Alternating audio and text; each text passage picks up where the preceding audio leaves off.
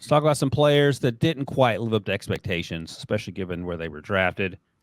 Conversation has to begin with our buddy Bryce Young, first overall, and there were rare glimpses of hope for a number of reasons, not all having to do with Bryce, but we saw occasionally, certainly not often enough, what we saw at Alabama. But it was, if we're being honest, a really rough season for him.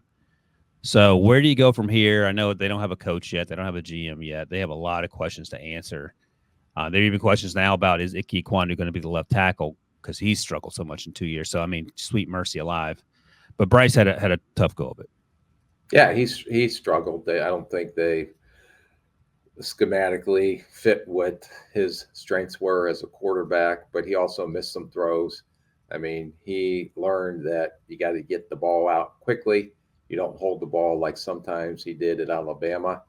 But the one thing is, I don't question this kid's toughness at all. For No.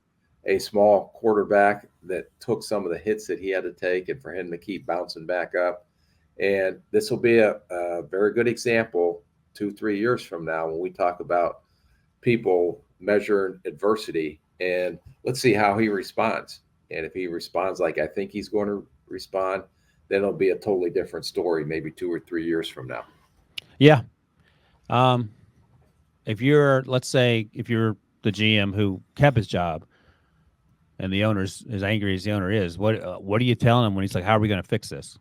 Well, that's what we're going to do. We have to get a off-season plan. Whoever the next coach is and the schematic approach this coach and his staff are going to have is going to have to fit to what Bryce Young does best. You've never been of the opinion that what if the owner says to you, you need to pick the offensive coordinator? Then what do you do? It's the head coach's responsibility. Yeah, but what if the owner tells you to do it because he doesn't that's, trust you?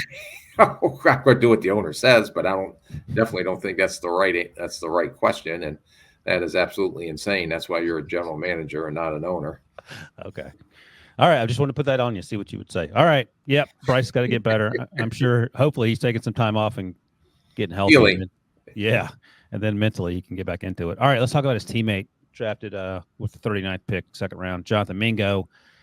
I thought that was a little high for me, but I know people like Jonathan Mingo more than I did. Again, I think he was a victim of circumstance in many cases, but he also struggled with route running, struggled with focus drops. And you've talked about it before. Sometimes you can be overwhelmed, especially as a rookie wide receiver.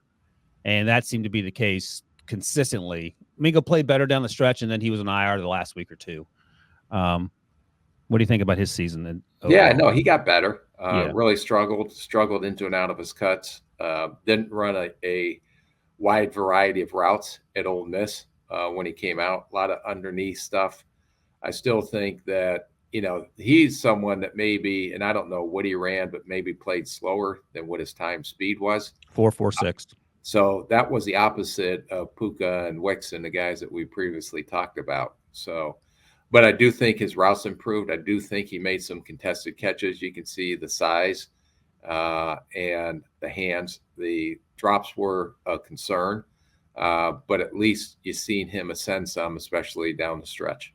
Yeah, and we can see wide receivers take leaps in year two when they're comfortable in the system. The system will be changing, but there are very few bright spots on that offense, and that's just the reality of how the 2023 season went for the Panthers. All right, let's keep going here. Mazy Smith, we talked about the interior defensive lineman previously, the guys that overachieved in the previous segment here. Mazy Smith didn't play a whole lot, wasn't as productive as perhaps we wanted. We talked about him at the midseason point, looking at the first-round picks.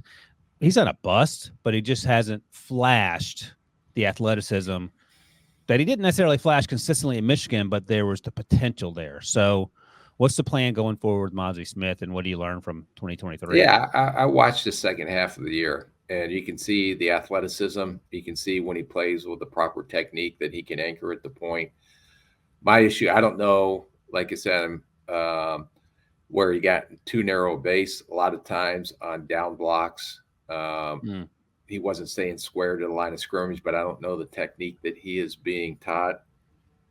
But he is got the ability, but then it goes back to when you're talking about these guys is there's flashes in college, but there wasn't always the production. So I always go back are we going to make him productive? Is he going to be a Danielle Hunter? And I think he can be, because there's no question about this, the freak athlete and speed that he has. It's just, can he put it together as a football player? Right.